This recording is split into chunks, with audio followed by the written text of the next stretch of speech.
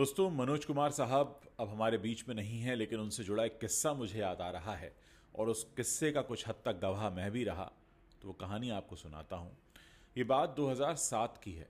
उस वक्त शाहरुख खान की फिल्म ओम शांति ओम रिलीज़ हुई थी और इस फिल्म में एक सीन ये था कि शाहरुख खान का कैरेक्टर चेहरे पर हाथ रखकर एक प्रीमियर में घुसने की कोशिश करता है और बिल्कुल साफ ऐसा लग रहा था कि उस सीन में मनोज कुमार का भी ये स्टाइल था, चेहरे को हाथ से छुपाने वाला। उसका मजाक उड़ाया गया है।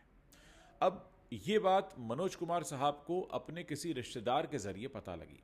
जब ये फिल्म रिलीज हुई, मुझे याद है अभी भी, शायद नवंबर 2007 की बात है, फिल्म रिलीज हुई थी।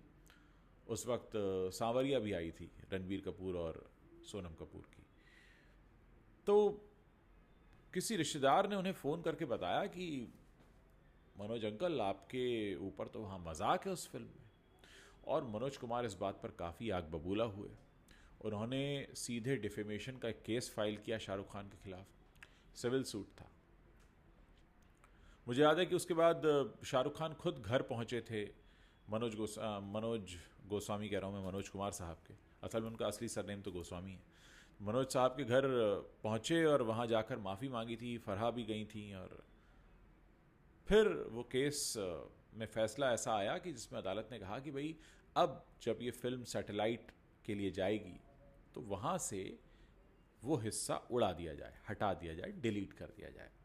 और इसको लेकर काफ़ी तनातनी हुई थी। मुझे याद है मैं मनोज कुमार साहब के घर भी गया था और जिस सुबह उन्होंने मीडिया को बुलाया था अपने घर पर, उन दिनों उनके जुहू वाले बंगले में काम चल रहा था। वो लोखंडवाला में एक फ्लैट में रह रहे थे।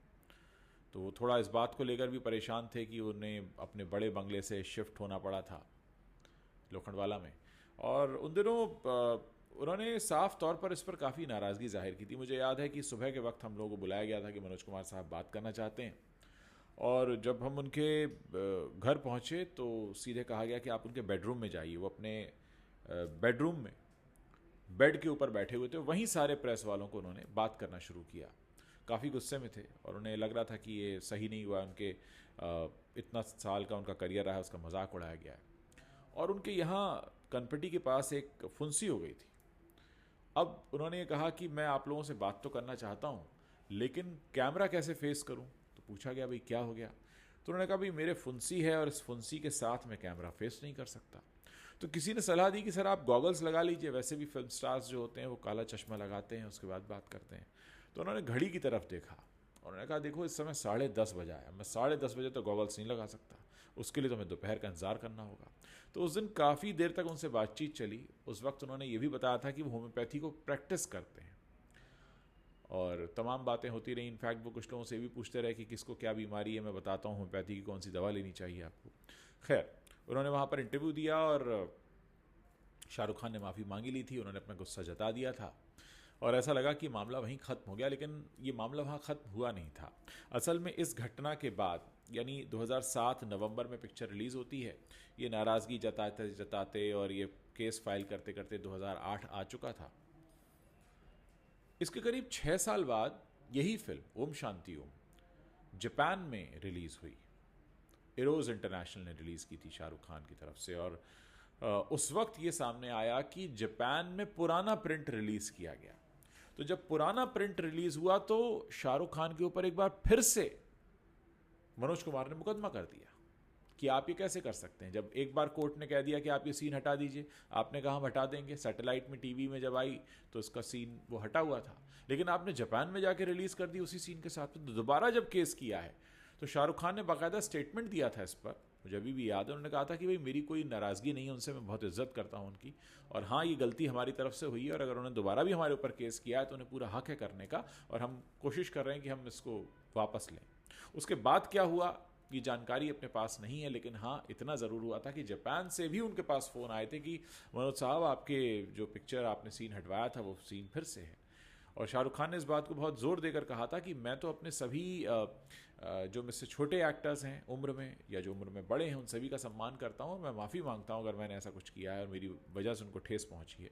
तो कुल मिलाकर एक अलग तरह का उनका जेस्चर उस दौरान रहा था। और मुझे याद है कि शायद 2 बार मिलने गए थे, शाहरुख खान के घर पर गए थे, घर पर जाकर माफ़ी मांगी थी कि गलती हो गई।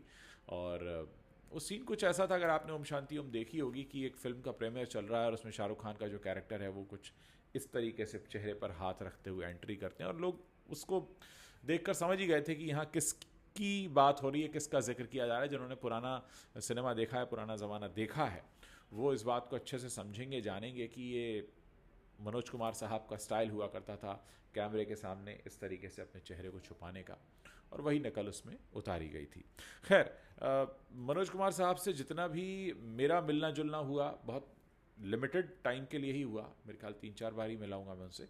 तो बहुत ही सज्जन व्यक्ति, बहुत ही ज़मीन से जुड़े हुए, और उन्होंने ट्रैवल बहुत किया था विद इन इंडिया, तो उन्हें शहर, उनके नाम, ये सब बहुत अच्छे से पता होते थे।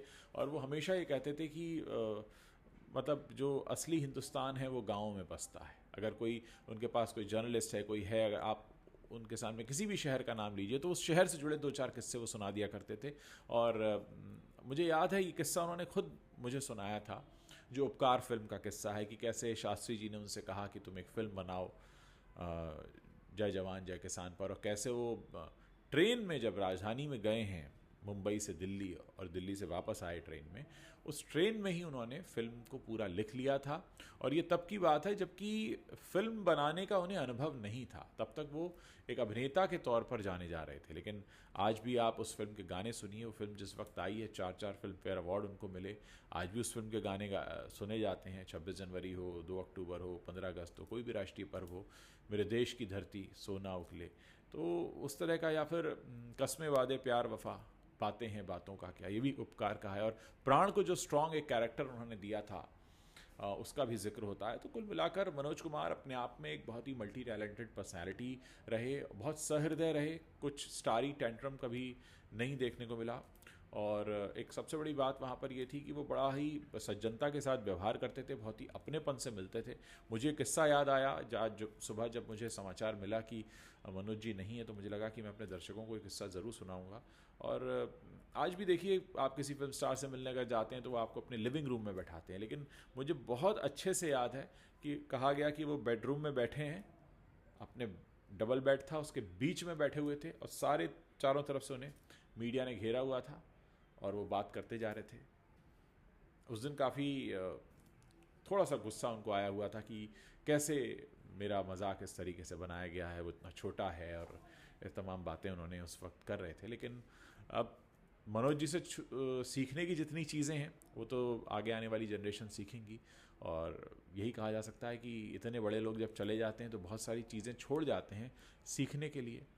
एक श्रद्धांजलि हम उन्हें अर्पित करते हैं और उन्हें याद करते हैं, और कोशिश करते हैं कि जो अच्छे संदेश उन्होंने इस दुनिया को, देश को, समाज को दिए हैं उनको फॉलो करें। और एक वक्त वो भी था कि देश के प्रधानमंत्री इंदिरा गांधी को उन्होंने मना कर दिया था कि मुझे आपकी फ़िल्म नहीं डायरेक्ट करनी हो, कि आपने जो इमरजेंसी लगाई हुई है मैं इसका समर्थन नहीं करता हूँ। तो ये बहुत बड़ी बात होती है, और मुझे नहीं लगता कि आजकल बहुत ज़्यादा इस तरीके के पहली बात तो माहौल नहीं है ऐसा, और अगर माहौल हो भी तो लोग नहीं हैं ऐसे।